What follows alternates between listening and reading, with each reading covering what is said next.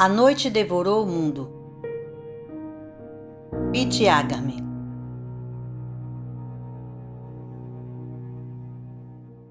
8 de março. Tudo começou no último 1º de março. Encontrava-me certa noite numa celebração em Pigalle, na qual, à exceção de Estela, a anfitriã, eu não conhecia ninguém.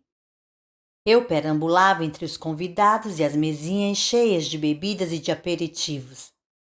O local era ideal para uma crise de agorafobia. O apartamento poderia encher as páginas de uma revista de decoração. Radiadores de ferro, assoalho de carvalho, quadros contemporâneos, além de pôsteres originais de bandas de rock dos anos 1970. Coleção de vinis de bar, estantes de livros na maioria das paredes e pequenas estátuas de vidro colorido em formato fálico. Adesivos de associações humanitárias e de refrigerantes cobriam as paredes dos banheiros. Ali tudo era de bom gosto e equilibrado entre o classicismo e a cultura pop. Estela era pianista. Havia-a encontrado na época em que eu escrevia roteiros para a soap ópera televisiva. Publicaria meu primeiro romance alguns anos depois, que me permitiu sobreviver por um momento. O amor em repetição. Ela era casada com o produtor da série. Desde que Noemi me havia deixado, permiti-me imaginar que algo poderia acontecer entre nós. Tínhamos simpatizado um com o outro durante um coquetel. Era uma típica jovem da burguesia parisiense, fascinada pelos decadentes e pelos fascistas, mas de esquerda, de todas as manifestações e de todos os combates. Possuía a capacidade de ir em direção aos outros sem tropeços e de se entender com qualquer pessoa. Íamos ver exposições e velhos filmes. Ficávamos vasculhando as bibliotecas em busca de livros de poesia, os quais eu lia com os olhos cheios de lágrimas, em minha cama enquanto bebia um bourbon. Havia de tudo de uma relação amorosa, a não ser pelo fato de que não dormíamos juntos. Sua companhia me permitia habituar-me novamente a uma presença feminina. Estela não me julgava porque eu era pobre. Simplesmente a questão de uma relação comigo nunca lhe ocorreu. Eu não ficava com raiva dela por isso. Além disso, eu ainda não estava curado de minha última história de amor com uma moça que me deixara por causa de outro homem. Ao lado dele, nada encontrou senão tédio e jogos de futebol na televisão. O novo disco de Estela havia sido lançado, uma interpretação das variações Goldberg em duo com um tocador de theremin. E ela queria festejá-lo com seus 72 melhores amigos. Era um mundo diferente do meu. Uma multidão de rapazes e de moças elegantes, capazes de rir com uma taça de vinho na mão, fazendo-se crer que estavam do lado do povo. Davam a impressão de ser boa companhia, mas eu sabia quem eram. Eram assassinos, arrivistas social-democratas, audaciosos e sentimentais no topo da cadeia alimentar. Comparado a eles, eu era um doce ingênuo. Mas não estava nem aí. Minha energia se dirigia para a escrita. Para esses 24 livros que adquiriram poeira nas prateleiras que ficam nos fundos das livrarias de ocasião, mas que são estimados por mulheres de todas as idades, inquietas e perdidas, que ainda acreditam que o verdadeiro amor existe. Eu havia procurado um aliado para esta festa, mas foi em vão. Um sujeito de minha idade me pareceu um cúmplice potencial. Sentado, sozinho, perdido em seus pensamentos, uma taça colocada diante dele. Vestia uma gravata malva de poliéster, tinha costeletas e usava óculos de metal bem pequenos. Eu havia iniciado a conversa falando-lhe da lista, publicada pelo New York Times, dos cantores mortos naquele ano. Mas ele me ignorou. Eu não representava mais que uma mancha em seus óculos. Depois depositei minha esperança num casal tímido, encurralado atrás de um piano de cauda cujo verniz estava tão impecável que era possível nos vermos nele. Mas as ideias deles poderiam ter ganhado as Olimpíadas do consenso. Haviam se formado pequenos grupos, como se os pedaços de ferro velho no coração dos homens e das mulheres os tivessem imantado. Pequenas galáxias sociais de 3, 4, 6 ou 7 planetas. Eu permanecia sozinho com meu copo de porto na mão. É claro que eu teria podido embebedar-me e integrar-me a um desses grupos. Mas isso teria sido abdicar. Preferia exilar-me na pequena biblioteca no fundo do apartamento com uma garrafa de um velho uísque sob o braço. Os convidados amontoaram seus casacos no sofá e suas bolsas no chão. A biblioteca me fazia lembrar que se por um lado Stella tinha um gosto deplorável na escolha de seus amigos, por outro compartilhávamos as mesmas paixões literárias. Não era a biblioteca principal, mas a anexa. Ali se podia encontrar ficção científica, dicionários, livros de entomologia e surpresa. A coleção completa de meus 24 romances.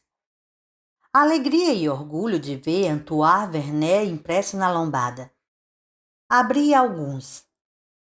Não haviam sido lidos.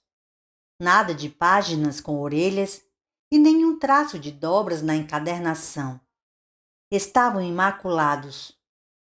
Havia uma dedicatória em cada exemplar, mas nem ruborizar-se pelo prazer, nem o amor comoção, nem nenhum outro de meus livros trazia sequer uma das clássicas marcas que poderiam indicar que havia sido lido. Stella havia ignorado meus romances. Não há dúvida de que ela não tenha lido nem sequer minhas dedicatórias carregadas de ambiguidades sexuais. Sentei-me sobre a montanha de casacos e bebi. Bebi como nunca. Cada gole havia de lavar-me de todas as sujeiras daqueles últimos anos. A ruptura, a pobreza, o isolamento social, a ausência de reconhecimento. Cada copo havia de curar-me. Despertei 8 horas depois. O dia começava a nascer, uma manhã de inverno azul e luminosa. Alguns estorninhos passavam pelo peitoril da janela que dava para um pátio minúsculo, cuja única função era receber os ductos de ar e os desaguadouros da água utilizada. A era das paredes cinza subia até o teto. Eu já não ouvia conversas, mas os casacos dos convidados ainda repousavam sobre o sofá. Era estranho. Imaginei que Stella e seus amigos deviam estar jogando algum jogo silencioso da alta sociedade. Ou então que um poeta anorexo estivesse murmurando sua última obra sobre o deserto de seu coração. Eram 8 horas e eu estava com a boca ruim, com o gosto de madeira. Um burburinho vago chegava até mim, mas vinha do exterior. Não sem inquietude diante do espetáculo desolador que esperava descobrir, dirigi-me para a sala apoiando-me na parede. Eu não estava em bom estado. Alisei os cabelos, alisei a camisa com a palma da mão e verifiquei o hálito. Não estava terrível. Havia um cheiro esquisito. Não era a mistura habitual de maconha, tabaco, perfume, suor e vinho. Espirrei no momento em que entrava na sala. O vermelho cobria tudo. Lancei o olhar para o chão, para as paredes. Vermelho, vermelho, vermelho. Não compreendia aquilo. Estava estupefado, perplexo, perdido. A realidade do que eu via não tardou a saltar-me aos olhos. Era sangue. A seu odor misturavam-se os resíduos de excrementos e de sucos gástricos. Vomitei. E quando me dei conta de que havia vomitado sobre um corpo sem cabeça, vomitei mais ainda, como se quisesse livrar-me de meus órgãos internos, desaparecer, esvaziando-me. Afastei-me. Tossi por vários segundos. Reabri os olhos. Meus pés se encharcavam de sangue. Um gongo explodiu em minhas têmporas. Meus ouvidos começaram a zunir. Eu tinha a impressão de estar com a cabeça debaixo d'água, os tímpanos prestes a explodir. Havia ocorrido um massacre. Era certo que muito mais de uma pessoa havia sido assassinada, mas não havia outros cadáveres. Por que a polícia não estava ali? Eu me agarrava ao ilogismo da situação para não sossobrar numa crise de terror. Algo estava errado. Não fazia sentido. Havia ocorrido uma hecatombe, mas os corpos haviam sido levados. Meu cérebro começou a funcionar. Analisei. Pensava para não desmoronar. Pensava em como se fixa o parapeito de uma embarcação para que não seja carregado por uma onda monstruosa. Lutaram na sala, na cozinha e no corredor. Eu percebia que a entrada do banheiro e os azulejos estavam vermelhos. Impressões ensanguentadas de dedos e de mãos cobriam as paredes da sala e as portas. Os pôsteres, as teclas brancas do piano, os objetos de arte, os livros, parecia a obra de um decorador sob a influência de LSD. Havia cabelo misturado ao sangue e, ao que me parecia, pedaços de pele e de carne humanas. Facas estavam espalhadas pelo chão, copos em pedaços, garrafas quebradas que haviam servido de arma. Para atacar? Para defender-se? Meu primeiro reflexo, puro instinto, foi verificar se a porta da entrada estava bem fechada. Não estava. Coloquei a corrente de segurança. Com o coração batendo forte e armado de uma grande faca de cozinha, verifiquei todos os cômodos. Não havia ninguém. Dirigi-me à porta-janela que dava para a sacada. O sangue tinha começado a secar. A sola de meus sapatos grudava quando deixava o chão. Eu me concentrava no dia que amanhecia, nos telhados dos imóveis de Montmartre, nas pás do Moulin Rouge que respondiam às do Moulin de la Galette. Abri a porta-janela para respirar ar fresco, encontrar uma pequena pausa. Meus ouvidos se desentupiram de uma vez, como se tivesse havido uma mudança brusca de pressão. Foi então que compreendi que a vidraça dupla e minha surdez temporária me haviam protegido do horror verdadeiro. Sirenes, buzinas, berros, tiros e gritos de terror rasgavam o ar. Fui à sacada com prudência. Pessoas corriam. O Boulevard Clichy estava cheio de carros acidentados. Entre estes carros, homens comiam outros homens. Arrancavam-lhes pedaços de carne com os dentes. Desmembravam-nos e enfiavam os dedos em suas entranhas. Eram devorados. Era uma alvorada doce e ensolarada de um inverno que caminhava para o fim. Eu tinha na boca o gosto de madeira, e as pessoas se massacravam diante de meus olhos. Muitas pessoas. Helicópteros passavam no céu como se estivéssemos em guerra. Um carro de polícia parou com uma derrapada.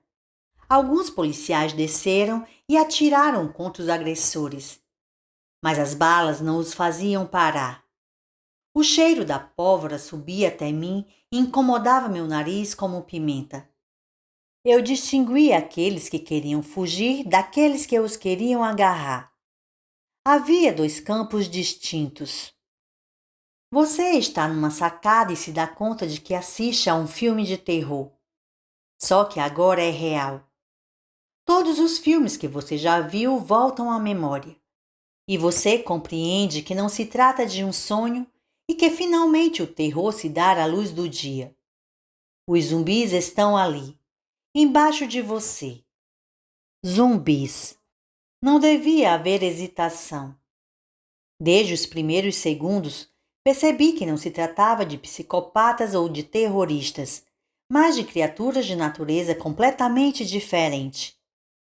Como se chama aqueles seres que não se detêm nem após ser atingidos por uma dezena de balas no corpo e que confundem pessoas com sanduíches? A resposta é evidente. Não sou do tipo que tapa o sol com a peneira. Tenho um lema desde a infância. Quando se pensa no pior, frequentemente se tem razão. Não entrei em pânico. Era pavoroso demais para que pudesse entrar em pânico. Entra-se em pânico por coisas que se conhece. Uma aranha, uma prova, uma jovem que enfia na cabeça que deve fazer você descobrir as alegrias do orgasmo prostático já no primeiro encontro. Mas aquilo lá era alucinante. O real ultrajado imobilizava minha razão. Eu tinha apenas duas escolhas: ou cair na loucura, ou manter a calma e sair dali. A loucura teria sido uma escolha mais razoável. Fechei novamente a porta-janela. Os gritos e os tiros me impediam de pensar. A vidraça dupla abafava em parte o barulho. Disquei o número de emergência. O telefone não funcionava. Mesmo assim, disquei o número de meus pais e depois os de Noemi, mas sem sucesso. Todo mundo estava ligando para os bombeiros e para a polícia. Remexi nos armários em busca de armas. Apesar de os policiais não conseguirem nada com seus próprios revólveres, pareceu-me a única coisa racional a fazer.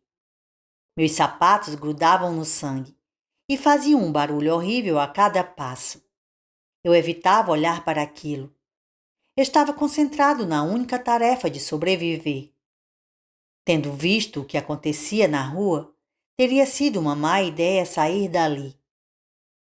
Havia duas Roland e Roland no fundo do guarda-roupa. Joguei um cobertor na mesinha da sala coberta de sangue e coloquei as espingardas e 3 caixas de cartuchos sobre ela. Não tinha a destreza de recarregar rapidamente após cada tiro. Eu precisava de outras armas. Esvaziei os armários, abri as gavetas, revirei as caixas de sapato e encontrei certa quantidade de cocaína e de êxtase, notas promissórias, talões de cheque, maços de dinheiro, mas nada de armas. Arrombei a gaveta da escrivaninha. Finalmente um revólver automático. Precisava de mais. Eu havia sido tomado por um furor por armas. Queria um arsenal. Fui até a cozinha. O sangue nos azulejos brancos transformava o cômodo em pista de patinação. Quase caí várias vezes. Facas, facões, um aerosol e um isqueiro se reuniram na mesinha de centro.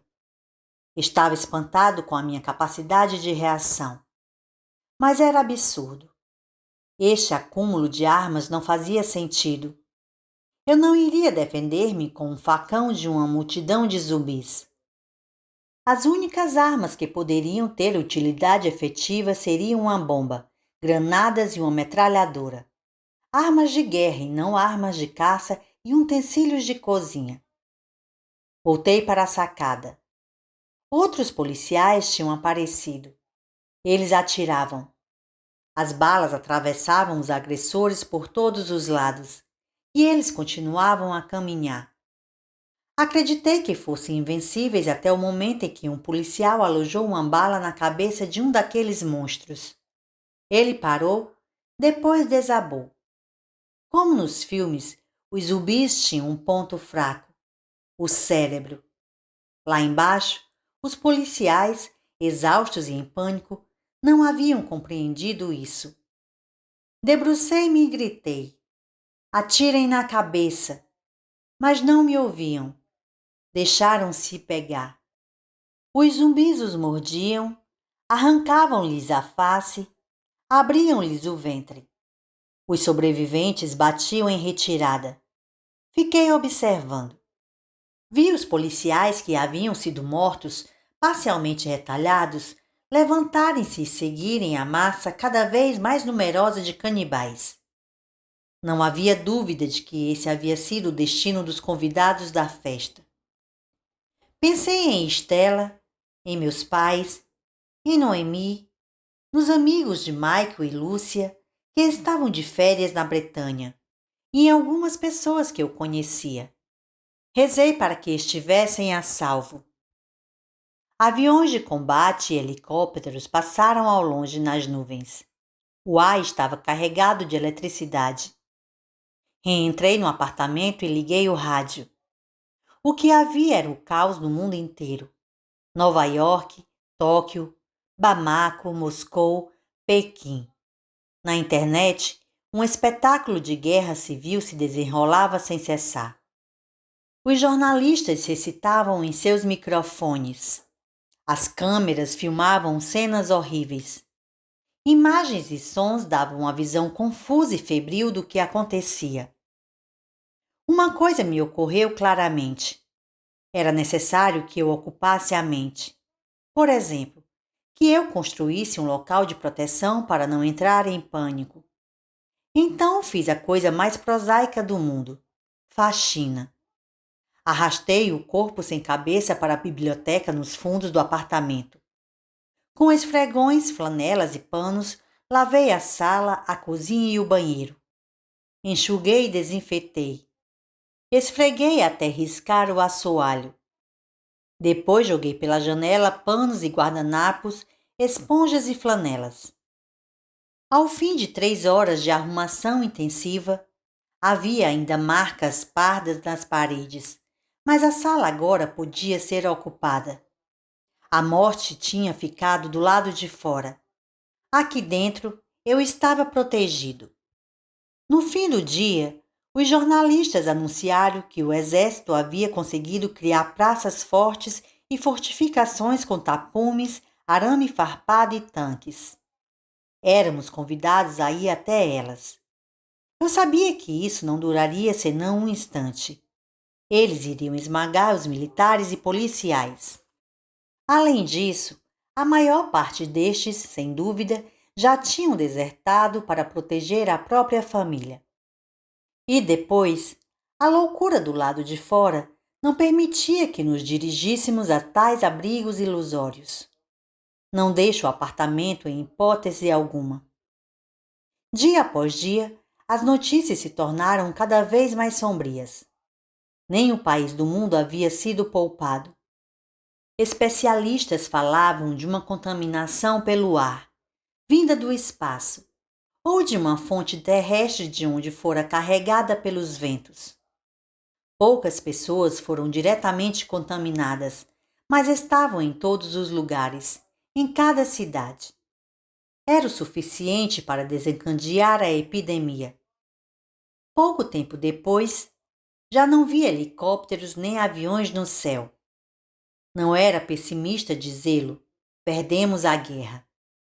Recuperei o controle depois de dias de prostração e de depressão. Não peso agora mais que 2/3 de meu peso normal. O apartamento cheira a ambiente fechado e a suor.